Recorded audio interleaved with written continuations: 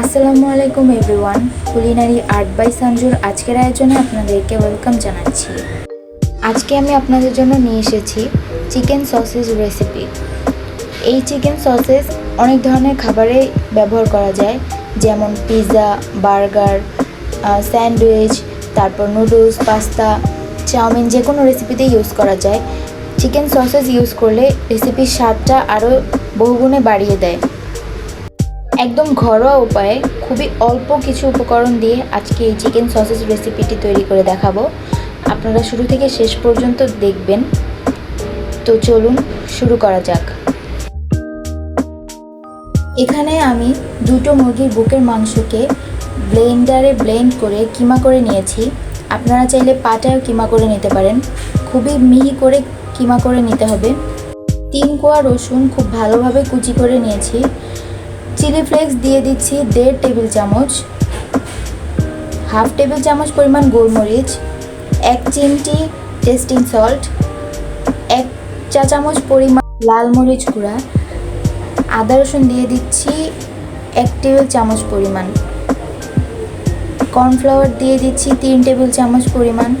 আদা রসুন খুব বেশি দিলে আদা রসুনের গন্ধ চলে আসবে, তাই আদা রসুনটা একটু কমই দিচ্ছি। ময়দা দিয়ে দিচ্ছি 1.5 টেবিল চামচ পরিমাণ।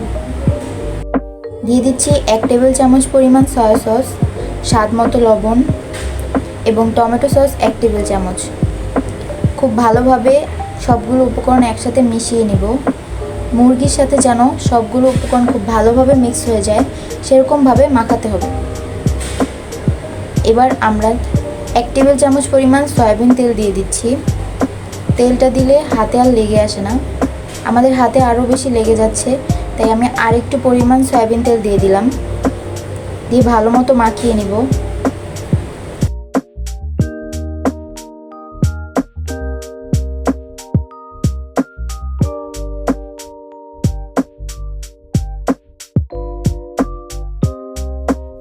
মাখিয়ে নেওয়া হয়ে গিয়েছে। এবার সসেজের পরিমাণ করে আমরা আগে থেকেই কিছু টুকরো করে নেব, তাহলে সসেজগুলো সেম একই সাইজের হবে।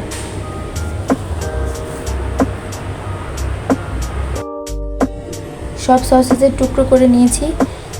এবার একটি র্যাপিং পেপার বিছিয়ে দিয়ে এর মধ্যে 1 টুকরো মাংসের কিমা নিয়ে নিব। নিয়ে একটু চেপে চেপে, কোনো বাতাস যেন ভিতরে না থাকে, কোনো লাঞ্চ ক্রিয়েট না হয়, এমনভাবে ভালো মতো চেপে চেপে র্যাপিং পেপারের সাথে আটকিয়ে নেব। আপনারা খেয়াল করে দেখুন আমি কীভাবে করছি। এরপর এক সাইড গিট দিয়ে দিব, দিয়ে আরেক সাইড থেকে আস্তে আস্তে চাপ দিয়ে মাংসটাকে ভিতরের দিকে নিয়ে আসবো, যেন একটা টাইট ফর্মে চলে আসে। এরপর পাশটাও গিট দিয়ে দিব।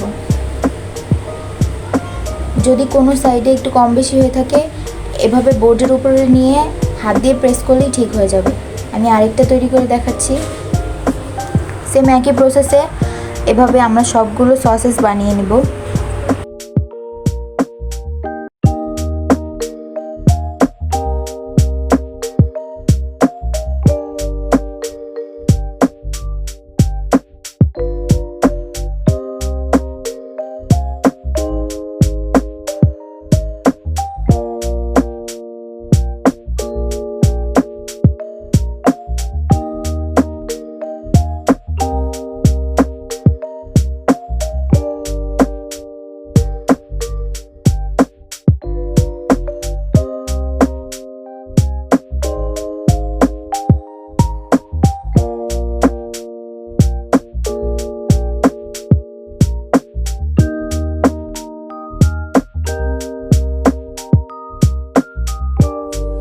দুইটা সসেস আমি তৈরি করে নিয়েছি। এবার একে একে সবগুলো সসেস তৈরি করে নেব। তৈরি করে সিদ্ধ করতে চলে যাব। আমি এখানে ননস্টিক প্যানের মধ্যে পরিমাণ মতো পানি দিয়ে দিয়েছি। এমন পরিমাণ পানি দিবেন যেন সসেসগুলো পুরোপুরি ডুবতে পারে। দেখুন সসেসগুলো পুরোপুরি ডুবে আছে। সসেস যখন ভেসে উঠবে তখন বুঝবেন আমাদের সসেসগুলো সিদ্ধ হয়ে গিয়েছে। 10-15 মিনিট পর সসেসগুলো ভেসে উঠেছে। আমি এবার নামিয়ে নিব।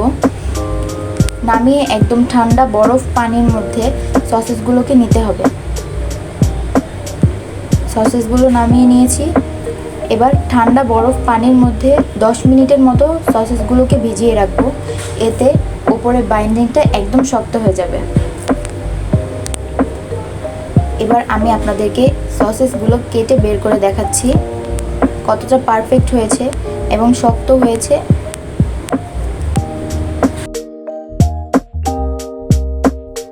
কেটে দেখাচ্ছি আমি, দেখুন ভিতরে কোনো লাঞ্চ ক্রিয়েট হয়নি, একদম স্মুথ রয়েছে, একদম সিপি স্টাইলে সসেজ হয়ে গিয়েছে। আপনারা যদি এই পর্যায়ে সসেসগুলোকে রেফ্রিজারেটরে ফ্রোজেন করে রাখতে চান তাহলে এরকম একটা এয়ারটাইট কন্টেনারের মধ্যে সসেসগুলোকে নিয়ে নেবেন, ভালো মতো ছড়িয়ে দিয়ে ঢাকনা দিয়ে আটকে দিয়ে ডিপে রেখে দিবেন। 1 থেকে 1.5 মাস পর্যন্ত সসেসগুলো ভালো থাকবে। এবার আমি আপনাদেরকে ভেজে দেখাচ্ছি। চুলায় তেল গরম করে নিয়ে সসেস দিয়ে দিব।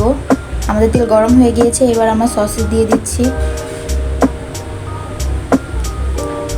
আমার রেসিপিটি যদি আপনাদের ভালো লেগে থাকে অবশ্যই আপনারা আপনাদের ফ্রেন্ডস অ্যান্ড ফ্যামিলির সাথে শেয়ার করবেন। একটা লাইক দিয়ে দিবেন, কারণ আপনাদের লাইক আমাকে অনেক বেশি উৎসাহ দেয়, এবং আমার চ্যানেলটিকে সাবস্ক্রাইব করবেন।